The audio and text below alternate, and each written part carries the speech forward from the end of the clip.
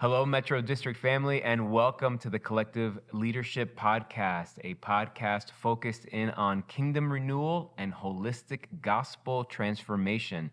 My name is Omar Niebles, and I am joined, as always, by the Reverend Dr. Kelvin Walker. Good to see you, Kelvin. Good to see you too, Omar. Good to be here together. Yes, always fun, always a good time. And we are joined today by two very special guests. We want to introduce to you Boyd Hannold, who is the Senior Pastor Emeritus at Princeton Alliance Church. Welcome, Boyd. Good to be here. Thank you for inviting me. Good to have you. Yeah, Good to it's have you. great to see you. And lead pastor for a year now, just about, right? Yeah. Just over a year. Just over a year. Lead pastor Alex Chang for Princeton Alliance Church. Welcome, brother. Thank you for being here. Thanks for having me. Yeah, it's great to have you both here. Our focus in for today, we love to hone in on our core values, of course, our mission and vision, as a district. I'm sure we'll touch on numerous things, but I think the thing that we will look at most likely is leadership development. We're going to talk about transitions. What does it look like to have healthy transitions? What does it look like to have a healthy succession plan when it comes to handing off leadership from one lead pastor, to another? For those watching and listening in that may not know you both, why don't you introduce yourselves to us? So, Alex, I'm gonna start with you. Hi. I'm Alex Chang. I serve as lead pastor of Princeton Alliance Church. I've been at our church for about 10 years now. And like Omar said in the introduction, I've been lead pastor for just over a year. And Boyd and I have worked very closely together for probably 5 to 6 years. And we made the transition about a year ago. So, thanks for having me again. Yeah, Appreciate yeah. it. It's good. Something else about Alex, he's also the vice chair of our district executive committee, NextCom. So he helps keep me in line in my meetings. So Not so much. very grateful for Yeah, him yeah. serving in that manner too. That's awesome. And Boyd.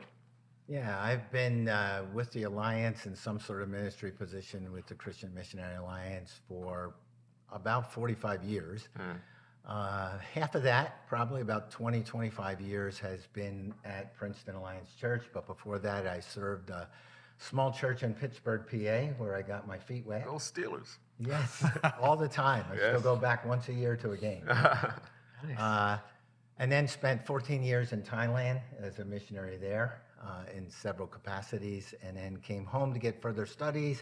And while I did, got connected with Princeton Alliance Church, ended up staying there in a lot of capacities. I actually started there as a janitor because I just needed some part-time job while I was going to Princeton Oh, wow. to get my master's, and but eventually got to lead pastor.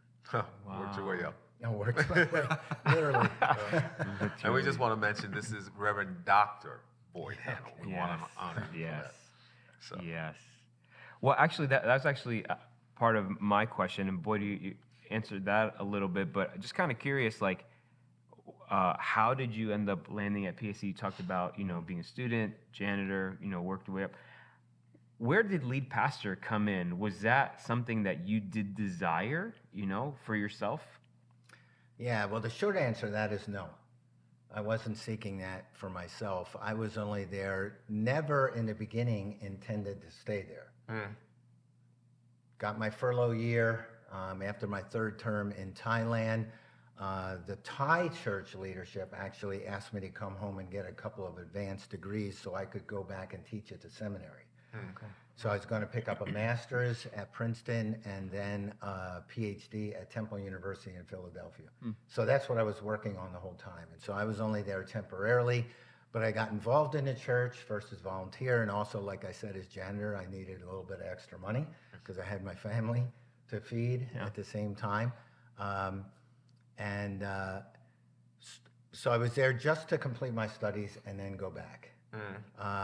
And it eventually took a long time because the doctorate took a long time especially. But around 2005, so I'm now I've got my THM and now I'm well into doctoral studies, is the lead pastor who I was serving at that time, he resigned. It was pretty sudden resignation.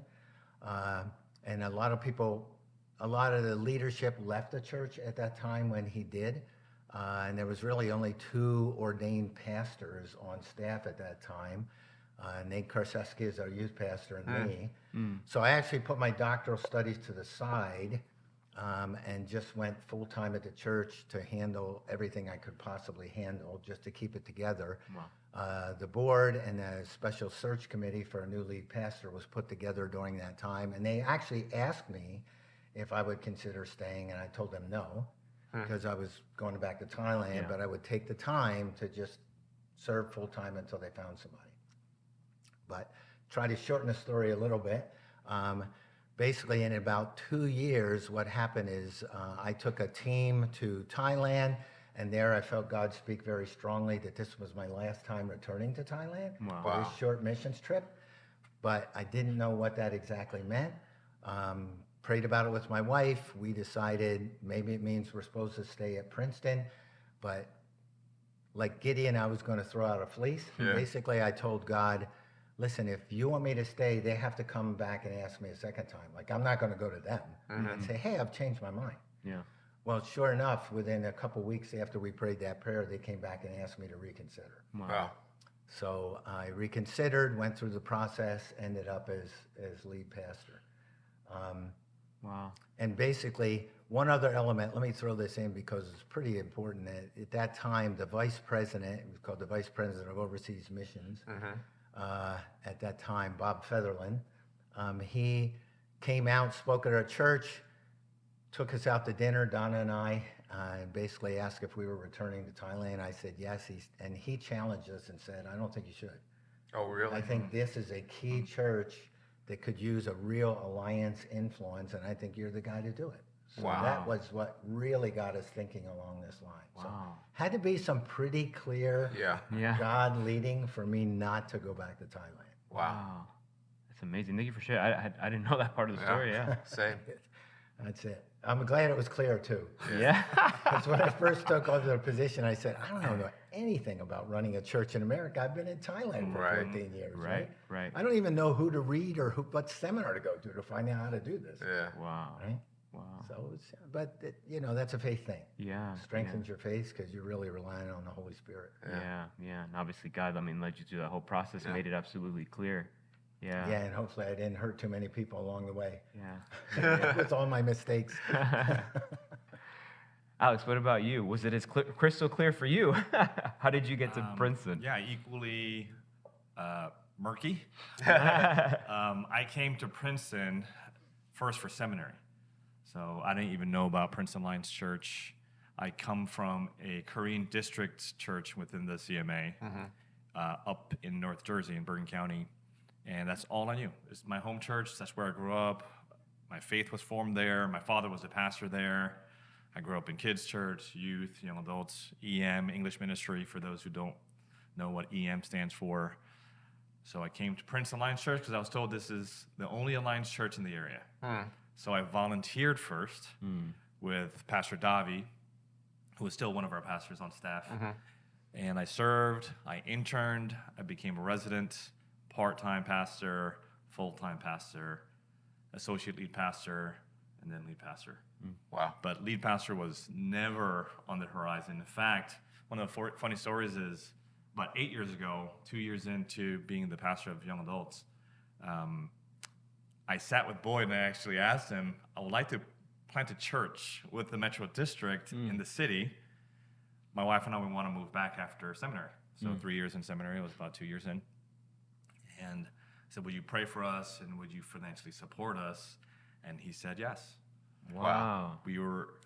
That was in May of about 8 years ago. June, I invited him to come speak at our young adult retreat, and God just did amazing work. And on the way home, my wife said, I don't think we should leave. Like, God is already on the move here. And I always thought my wife wanted to move back to the city because she was making a 4-hour commute for work. Wow. But she was fully cognizant of the fact that God was moving, and she said, this is like leaving our family. So a week later, I sat with Boyd and I said, I don't know what this looks like, but I think God is telling us to stay. And that became the kind of part of the journey about 8 years ago of really us getting plugged into Princeton Alliance Church. because we were very temporary. We were just seminary students doing our field education requirements. And then, yeah, God almost forced our hand to show us that he is already working here. So we always felt we don't have to go plant a church if God is already active. So we wanted to be faithful to his presence wherever he was. So that's how we ended up staying at PAC. Wow. Yeah. That's amazing. So, can I just jump right in? Go. All right. Boyd, the whole process of succession involves, I would think, a stirring in the current leader and conversations with the board. Or how did that process begin with you? When did you know it was time to start thinking succession?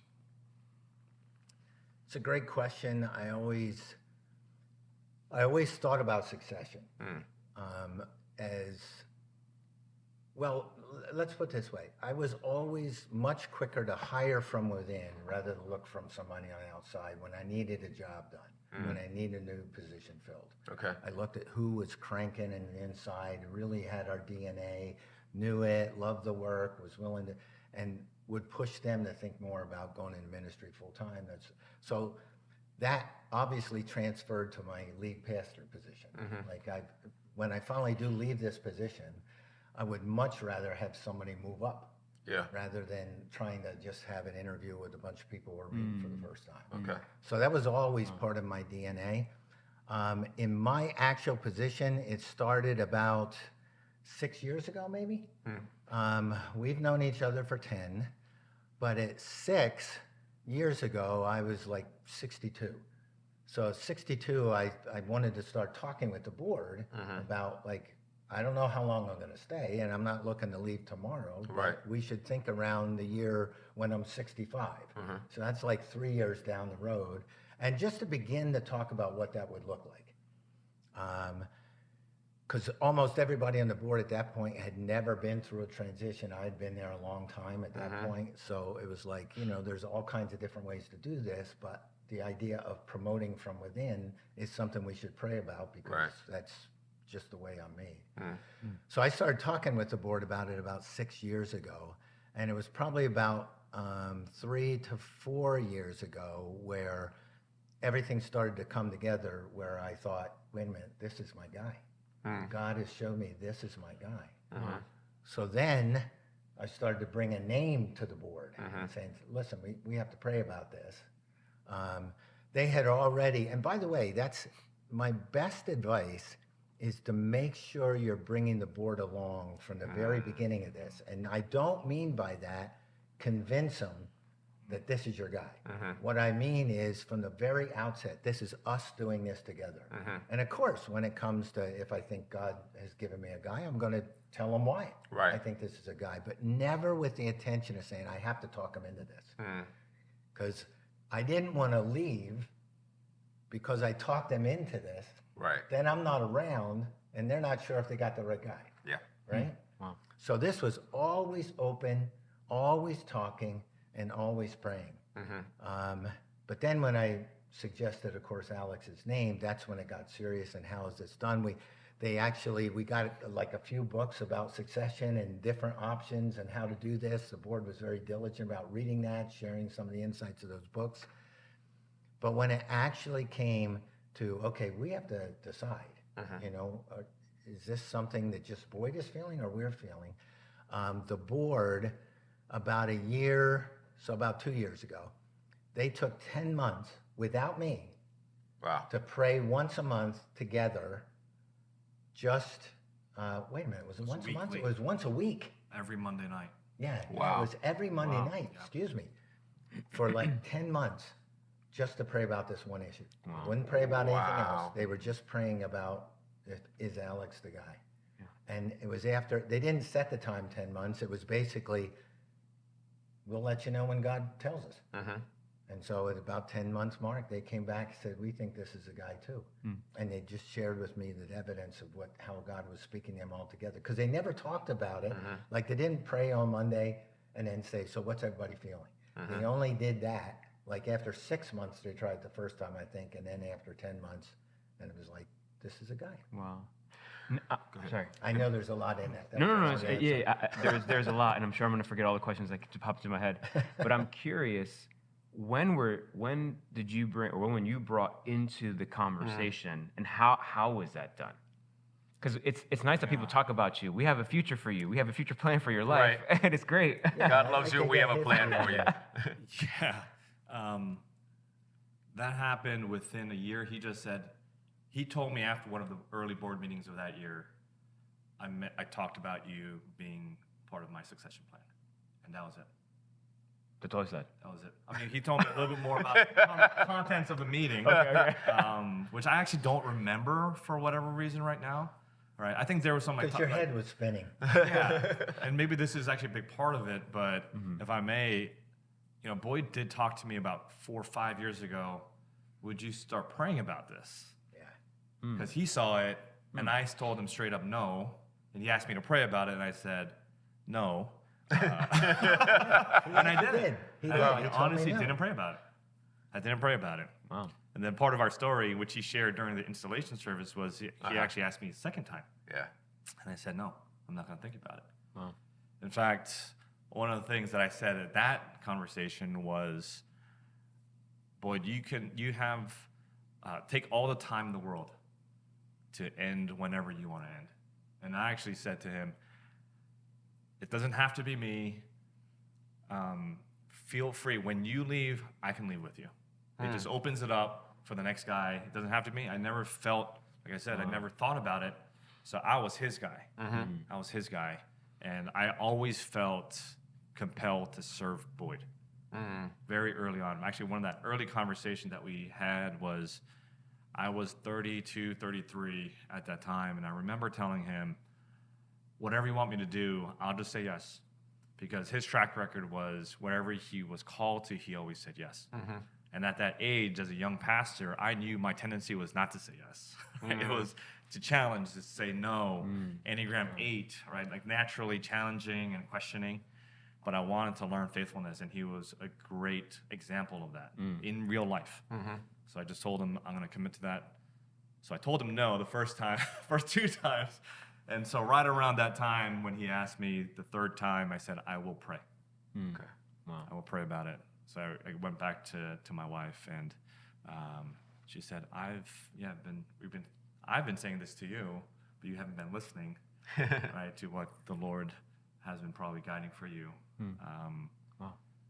So yes, the answer was, my head was spinning, because I'm like, we're good, right? Like whatever you need, I'll do. And then they started praying, and I was aware that they were praying. Okay. And then after the process of prayer, they approached me to say, we want to interview. We actually want to do the formal process of the candidacy, right? So I actually prepared a few things. They asked me to sit in front of the entire board. They knew me, so it wasn't like a new hire situation. So they were able to probe a little bit more, and he wasn't even there. It was just exclusive of Boyd being there, and so that's kind of my side of the story. I was not involved at all for a very long period of time until basically the fall of 2 years ago. Right. Wow. Yeah. So what I'm hearing is, in this whole succession process, while you knew that you had a time frame where it was important to talk through it and start talking about it, you were very intentional to make sure the board was not only brought along, but very integral to the process. Yeah, absolutely. And then you had a name, you brought it to the board, but then basically took your hands off and let the board also be the group that said, yeah, this may be, for lack of a better way of saying, this may be Boyd's person for this position, but Boyd is leaving it to us to discern and see what the Lord is saying to us. And then even in that, you were not just like this box is checked. The board took you through a process that did not involve Boyd, so that everyone involved would be able to say, it seems right to the Holy Spirit and to us. Yeah. Exactly. But it wasn't just an overnight thing. Succession can't be just overnight, you know. Yeah. No. It took a length of time, and I was thrilled with the length of time. Like, to me, it didn't drag out, but there was enough time put into it that this is great. Yeah. This is serious thinking. This is time for prayer. I was thrilled that they came up with the idea to pray. But any lead pastor who loves his church, who's worth his salt, is going to want it to be this way. Yeah. You want the church to succeed. So it's not just stepping off and, I want the church to succeed. So if they think I got the wrong guy, then that's fine. Then they can find the right guy. Nobody else comes to mind. This is who God told me. But hey, you're 10 voices out there, and it's 10 people listening instead of just one person listening. Get it right so the church lives and prospers and goes on, right? Yeah. So, I mean, to me, it's not like, oh, that's a wonderful process you came up with. This is just what makes sense. Yeah. This is the way to do it. Yeah. Right? Yeah. I do have one other question for you. It's clear, at least to me, that you have this, you've gone through the succession plan. And by the way, I thought the installation service, the way it was handled, just the way it was done, was probably one of the best succession installation services I've ever seen. It was amazing. It was amazing. You knew that the succession was happening. When did you begin to think about what was next for you? Oh, that's a better question. I mean, I got to think about that a little bit, but I think it sort of happens during the whole process. Okay. Because now it's starting to catch fire, and now it looks like this is going to happen, and so I have to start thinking about that. But that was affected by two things. One was God speaking directly to me, and another was Him speaking to me. Because the reason He took so long to say yes, I did have to go back to Him 3 times before He even pray about it. Yeah. Right? He's got all the qualities to be a great lead pastor. All the things that you think of, as far as being able to develop leadership and prayerfulness and Holy Spirit filling and a good preacher and, all those things. But what took him so long is also one of his strengths is he's so humble, right? And so I was thrilled that it took him long. I didn't feel like he was impeding my plans. Like, come on, you idiot. Say yes, you'll do this, right? Yeah. To me, it's like, well, I understand that. I'm thrilled that he's humble enough. Yeah. But that also came out into what I was going to do in the future, because he was basically almost saying to me, and maybe it wasn't an almost, is look, I'll do this, but under one condition, that you stay on, because I want you around for a while. So we'll call you whatever you want to be, but you're basically going to be there with me in the leadership. So I knew that part of my next steps was that. Yeah. The other thing was God just speaking to me, and he had started almost the identical time, like 8-9 years ago, just dropping the word refugee in my head, right? And I thought, okay, and it wouldn't go away. And things started to happen around refugees. I shared it with Donna, my wife, and she was excited, saying, oh, maybe we're going to go back to the field or something like this and work with refugees. I started volunteering for a refugee resettlement organization that's here in Central Jersey. And that just really developed, so that I knew a big part of my job was going to be working with them. And of course, after he became lead pastor, the whole next year was setting up this new nonprofit, Alliance for Refugees, and so I gave a lot of my time there. So it was a mixture of things, And part of it started way back at the whole process, Yeah. the whole refugee thing, and others happened right near the end where I thought, okay, this is going to mesh because I'm going to still be around with him doing this together. Right. I asked that, and then I'm sorry. I'm just, You're good. You're good. because I think it's important for those who are lead pastors thinking about succession to see that sometimes there's a double discerning that's going on. It's the discernment of when is the time and who is the person, but also the discerning of what is God saying to me about what's next for me. Because often when we think about succession, we're thinking, handing this off so I can retire. And I'm not so sure that that's the case. I think that's the assumption. But this is one of the things I've really loved about how this was done. Yeah. If it's retirement time, that's fine. But I think in succession, too often the assumption is we're handing this off because it's time for someone to retire.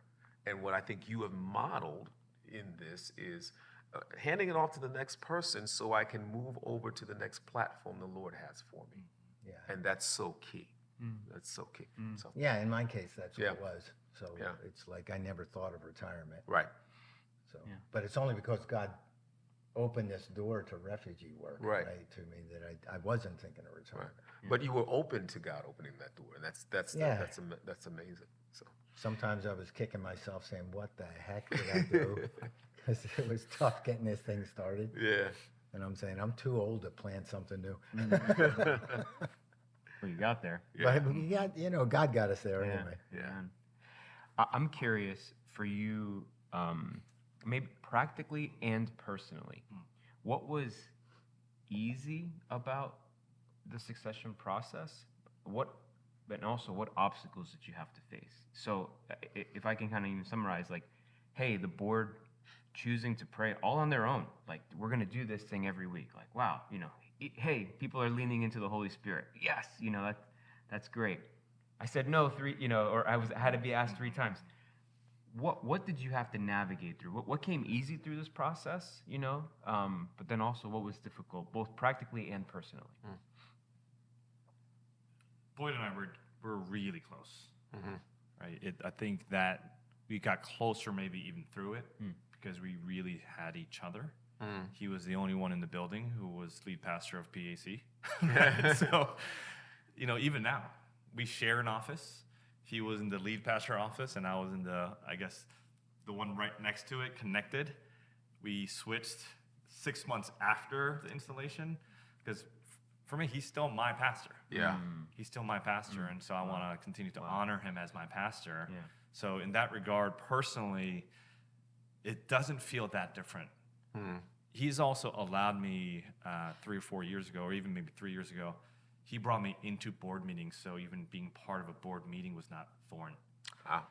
So I was not a voting member. I was simply the ones who came in to help answer questions about staff, about our finances, about anything technical. And I was his right-hand person there. And so a lot of things were very seamless in that regard. The only thing that changed was when we hit January, he stopped coming to those board meetings because back in October, I was the one who transitioned into. But again, when about 3 or 4 years ago, he asked me to become his associate lead pastor, and he was very, he wanted to make sure that they saw that this was part of his transition. Instead of using executive pastor, which would have been maybe more of a traditional role, Right. he wanted to use the language of lead pastor in my title to show him, to show others that he was thinking about me. So make it a little bit more obvious. So again, a lot of these things were very seamless, but becoming associate lead pastor allowed me to also have the staff report into me. Got it. And so I would have way more personal meetings or church-related meetings with Boyd than anyone else on staff, especially in the last couple of years before the transition happened. So in that regard, honestly, there's just so many seamless things that happened that by the grace of God, people felt it was a continuation of ministry, not a change in ministry. Because again, we worked so closely for 5 or 6 years with a great team still. We really have a team dynamic among our leadership. So why, if I was part of that leadership, I didn't want to ever deviate from our collective plan. We built this together. Yeah. So in that regard, I would say, the seamless nature of our transition was so good. Yeah. The biggest challenge for me as a new guy was this guy is a 20-year legend, right? And he was in that seat for such a long time, taking it from potentially unhealthy to very healthy. And people love Boyd. He's Pastor Boyd. He's my pastor, like I said. But an aging white pastor, a younger Asian pastor, that's a big culture shock. And to be honest, I had a lot of fear about what the congregation would feel, because the only other church that I know is my dad's church. I have never been to a church that was attended or was a member of a church that was any bigger than 100 people. And then here's Princeton Alliance Church. Wow.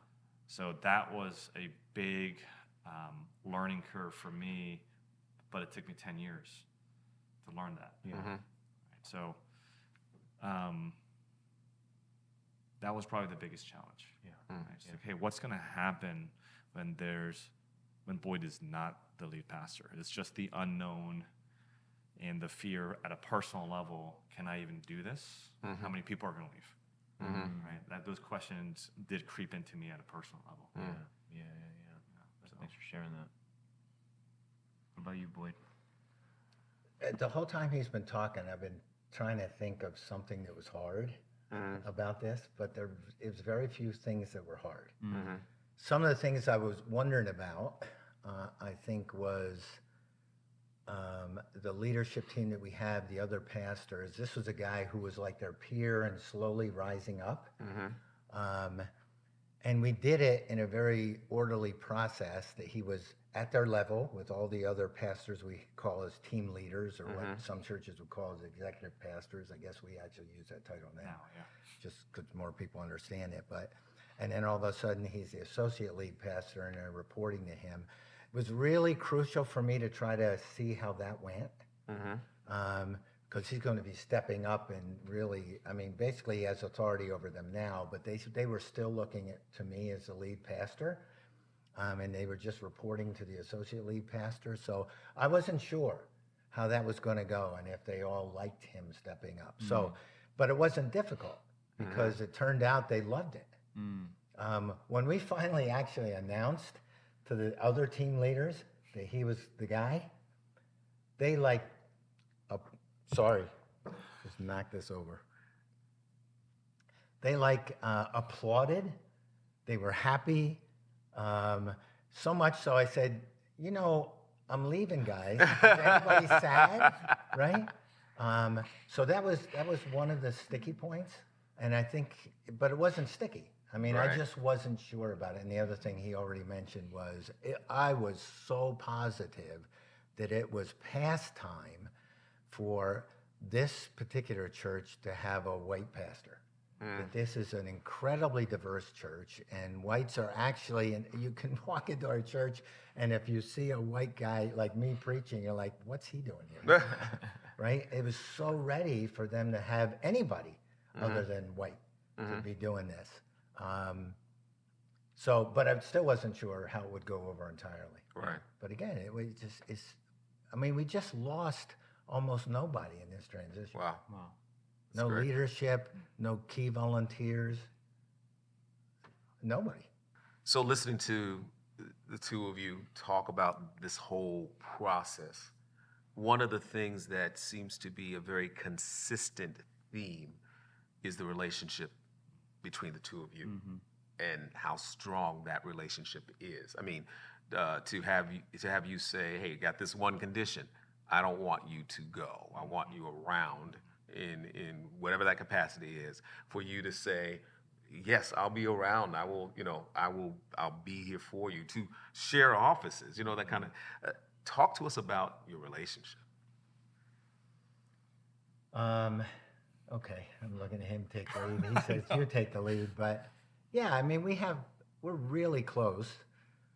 It's funny because when his transition was finalized, we made a little video that we could put on our website for our congregation to see this, and we interviewed a couple of the board members, and one of them said, you know, these two guys are each of their number one admirers when they talk about each other, which is true, and we're not just doing it to butter each other up. I mean, my relationship with him, I don't make friends easily. Like, I don't have a lot of deep friendships.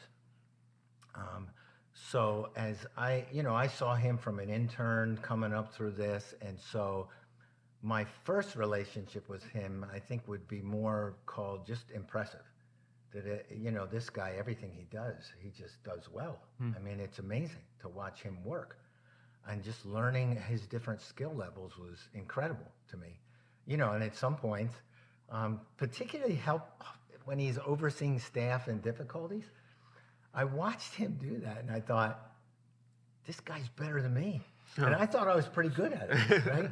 But this guy's better than me, I think. So a lot of it was just, I'm very impressive with this young kid. But it was really, and so we had a mild friendship, but when he became associate lead pastor, we were together all the time. I mean, just talking all the time about all kinds of things. And I don't mean a lot of spare time outside, like we weren't going to dinner a lot, or we weren't going on vacation together, those type of things. But it's just, we spent so much time together. We really did end up in just a really close friendship, knowing about our families, praying together, those type of things. So for me, the friendship came a little bit later, but it's, of anybody on staff, I'm closer to him than anybody else on staff. For me, like I said earlier, I really wanted to help Boyd succeed in whatever he wanted to do with the church. Because, again, lead pastor was never on the agenda. Right? I was here and I told him I want to learn faithfulness. I want to learn obedience. So whatever he told me to do, I would do.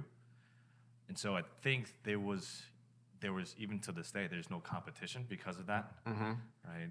Like I said, we are very intentional even when we're on stage, how we talk about one another. Right? And I still refer to him anytime I introduce him for anything that he is my pastor. Right? Of course, he's here as one of the pastors, but because I want people to recognize not just his importance still, but that he still has a seat at the table. I actually read a book one time, which I shared with him a few years ago, by Atul Gawande. He wrote the Checklist Manifesto, but this particular book was called Being Mortal. And one of the things that I picked up from it was Eastern families, so Far East or South Asian or Asian families, typically they always reserve the head of the table for the elderly. That was my upbringing as a Korean person. In the Western, it's not as important. The smarter, brighter, or even the younger, the one hosting family meals, they get the head of the seat. And you guys probably don't know, he's like half Asian. He spent not only like 14 years, but like there is just so much understanding between us. He understands, I think, culturally how I was raised, and we are able to speak the same language. And just trusting him innately at this point. One of the reasons why I had asked him to stay was because actually the church needs a seat at the table for him, also to represent the older part of the congregation. They are so valuable. Right? I didn't ever want to be a church where we go from an older generation to the younger generation, then we move on. We act like, okay, we're going to go all in on this next group of people. Like everyone is part of the family. And just, again, that's part of my cultural upbringing as well. But yeah, I mean, maybe you can talk a little bit more in detail about like what you think and how you've expressed that. But we are just we know our roles as the senior leaders of our church. And we use that opportunity very seriously, and we never try to lose the opportunity to honor one another. So that's something else I'm picking up on. Roles have switched. You know your roles, as the leaders, but you also know your roles in each other's lives, and you work. Although it sounds like it's just seamless here, but you work diligently and intentionally to make sure that the roles as leaders are seen and respected, and continue to navigate and nurture the friendship that you have as a result of that. I would also add that sometimes it's not as quite as seamless as it looks, in the sense that with the reversal of roles, it's a little bit harder sometimes to feel each other out, even though we know each other well. And let me just give you an example. For one time I said, "Hey boss, what about this?" You know, and he said, "Don't you ever call me that again." And I'm like, "You're the lead pastor now, right?" So, but I don't ever call him that. But the role has switched so that in essence, I really am serving him, where he still has a mentality that he's serving me. Got it. But for me to try to take things off his plate, sometimes he doesn't easily give them to me. Sometimes it does. We just had an issue where he's not free to speak at a certain place he was invited. And I'm saying, "Look, let me do that for you. I can do that for you," right? And it works very well. But sometimes it's still like, hard because of that switch actually in job roles to make it function as seamlessly as it did before when he was always there just to serve me, right? Whatever I needed. So like anything else, it still takes work. Yeah, it still takes some work. But I think it's important for both sides to see the value in their new roles. For example, we revamped our membership course. We went from a single course to 3 sessions to make sure that everyone knows what PAC is about, what the C&MA is about, all those things. And because they're not 3 sessions, he used to teach the one single session. Now that we have 3, I've asked him, "You've been doing this for 20 years. Can you do the first 2? And the last one will be more about the vision and where we're going as a church." And so he does that. All right, so they're new members or prospective members' first introduction to membership is actually to Boyd, because he has a history, long time person in the C&MA, right? So we're trying to utilize each other's pasts, our gift set, and basically trying to maximize each other. That's great for the church. Yeah. Wow. What we're starting to get up on close to our time here. You just mentioned something. Said we went from 1 to 3. Last session is about vision. Has anything? I'm curious, and there may be a follow-up. Has anything changed about the mission and vision of PAC since leadership has changed? Mission and vision was something that we talked about even as Boyd was still in the lead pastor role. And so we've been thinking, praying, brainstorming about, is a change pending? And if that change is pending, what does God want for our church? To be honest, we're actually in that stage right now. We are asking God, including with our board, like, what's next? Just a promo, we are part of Peak now. Oh, good. Right, Nice. so I want to pitch Metro stuff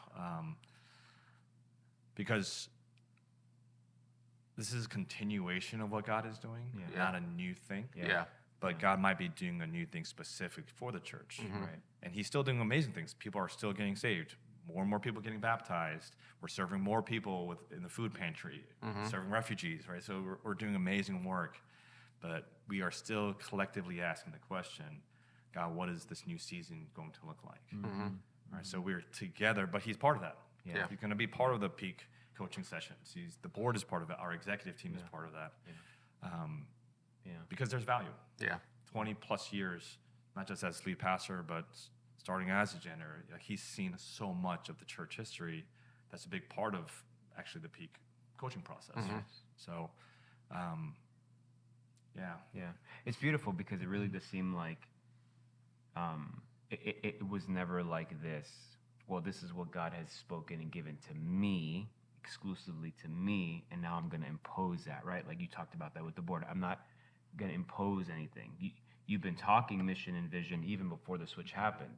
Mission and vision continues to be a part of the conversation, and you're still at the table helping to give voice to that, helping to have open ears to what the Spirit's saying, right? And so it has really been we've been in this together, different roles, right? But we've been in this together to see this thing through, which is really beautiful. I mean, that's awesome. It does.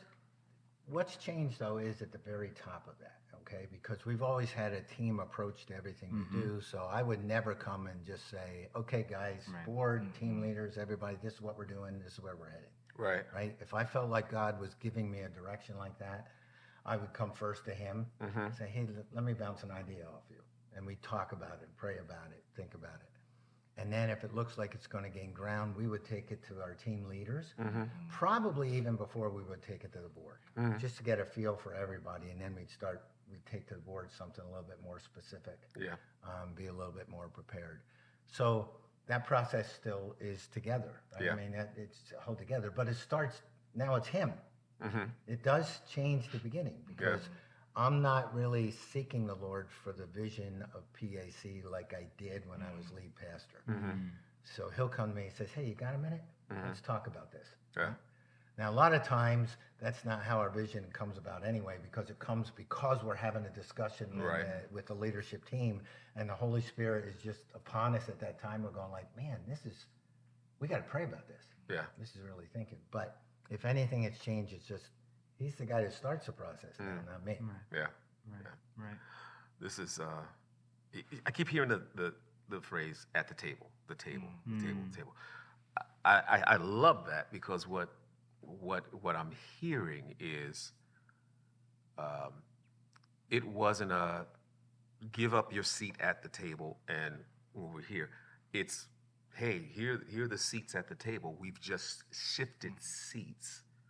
And in that, God is showing, refining, teaching what that seat looks like now that this transition and succession has taken place. But it seems to me that you're still very conscious of the seats at the table. And that's so important and very encouraging. Maybe to wrap up, I mean, both of you have given us so much in this episode. And Boyd really started with this idea of like, hey, if you're a lead pastor and you got to have your board in that conversation early. Is there anything else that you would say for those who are beginning to think about it or starting to feel that transition's coming? Here's one, maybe two other things that you should really hone in on for this process. No, I'm gonna have something finished for you too.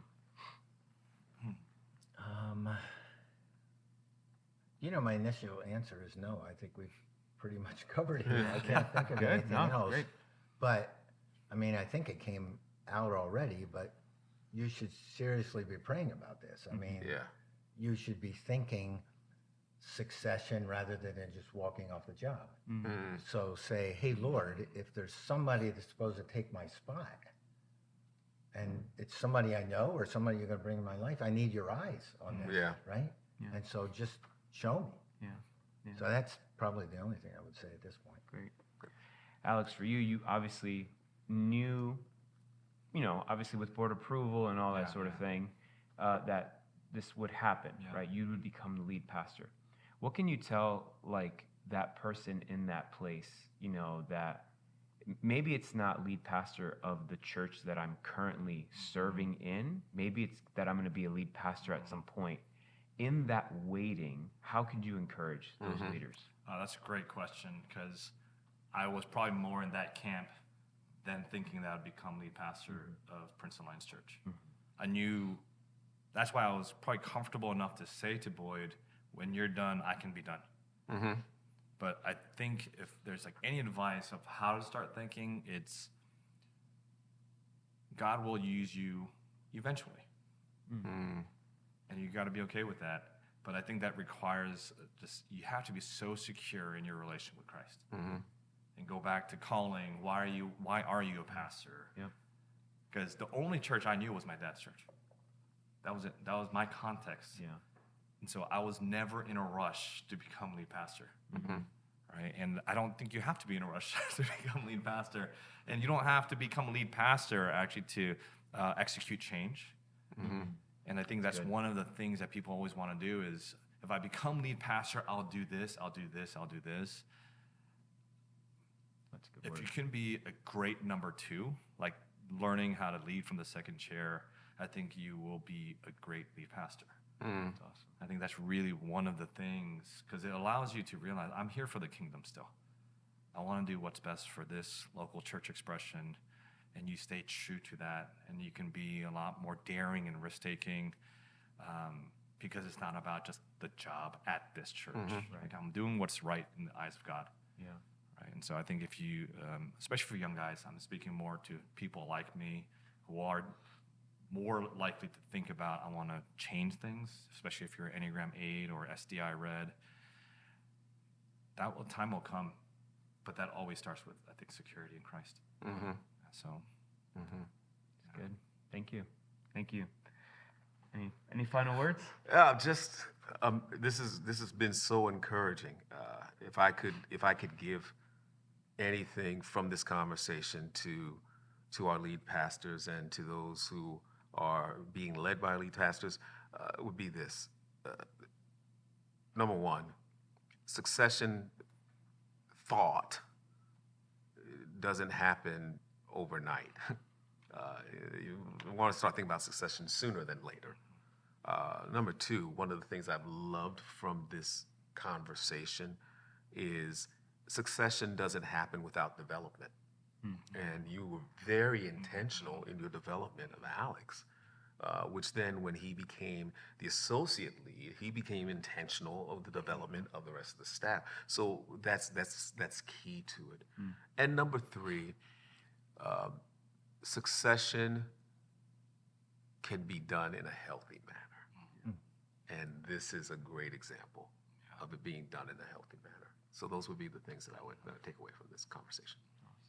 Awesome. Well, gentlemen, thank you so much. Alex, Boyd, Kelvin, of course, thank you so much for joining us on this episode of the Collective Leadership Podcast. It has been a joy spending time with you. Thanks for having us. Great. Thank you both. Yeah. And Metro District family, we hope you have an awesome day. God bless you.